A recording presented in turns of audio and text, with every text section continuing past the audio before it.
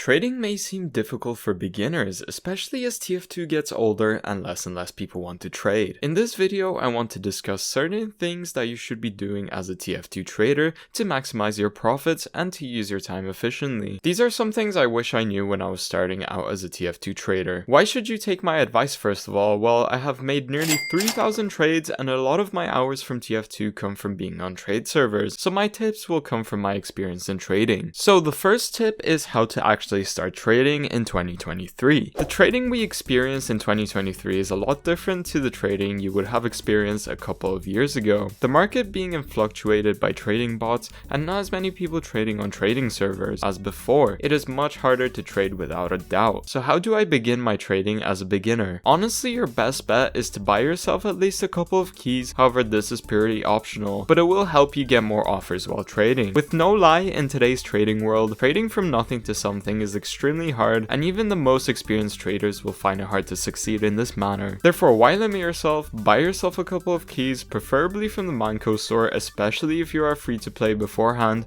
to get access to premium TF2 and being able to trade properly. Trust me, you will not regret this decision. After this is done, learning trading terminology will benefit you as you will understand a lot more as to what is going on while trading. A lot of other people have guides about how trading works, etc. Even I do, so be sure to check those out if you want to learn more about trading terminology. My second tip is to utilize your resources. When I see a lot of new traders starting out, they will tend to only go onto the trade servers to trade, and it may take them hours upon hours to get a trade offer. But in reality, a lot of people do not have this time to spend their whole days on trade servers, therefore we have to utilize all available resources. What do I mean by this? The TF2 community has a lot of third-party websites that allow us to post our trades online, the most notable ones being backpack.tf, trade.tf, and stntrading.eu, and many more. When you are trading, you want to take advantage of these resources as they can speed up the time it takes for you to get your trade offer. For example, posting a trade on let's say backpack.tf's classified listings will double the chances of people seeing your trades, as these listings can remain up for 24 hours without the need of you being online, giving you the extra hours of activity where normally you might be sleeping. Combine this with being on a trade server for a couple of hours and posting your trades on these websites will bring you much quicker results. Also, the backpack.tf feature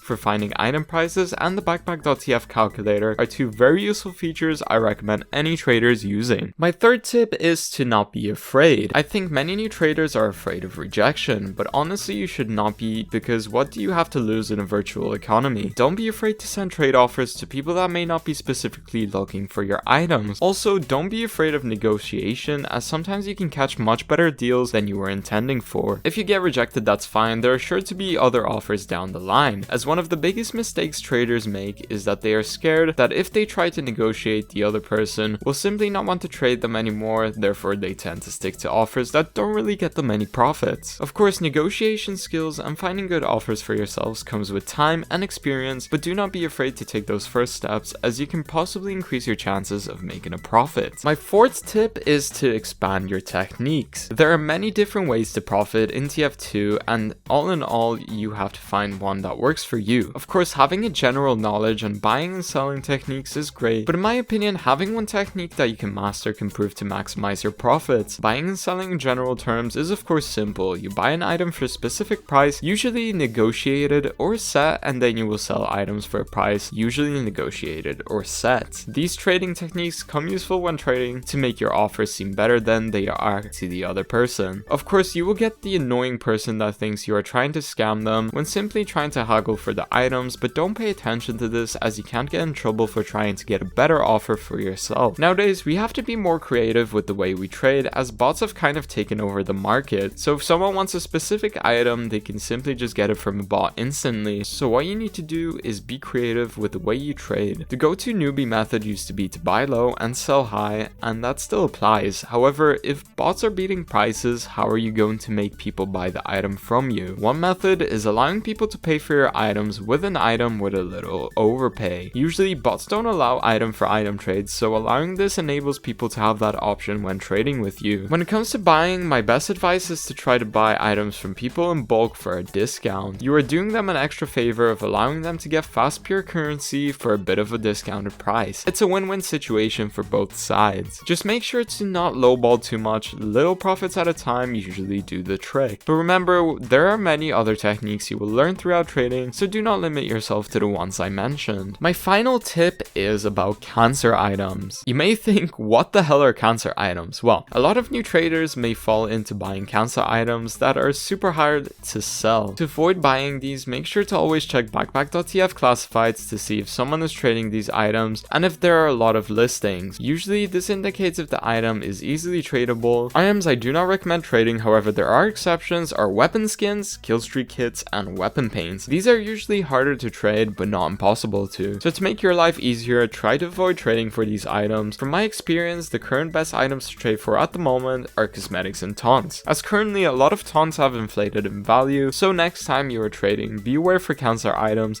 as you can end up finding yourself in a little rut. In conclusion, these are my 5 tips that I would give to beginner traders. Remember, trading is a long and tedious process, so do not get discouraged and keep going. If I missed any tips or there is something you would like to add, make sure to comment it down below. Thank you so much for watching, and I'll see you in the next one. Take care and good luck on your future trades.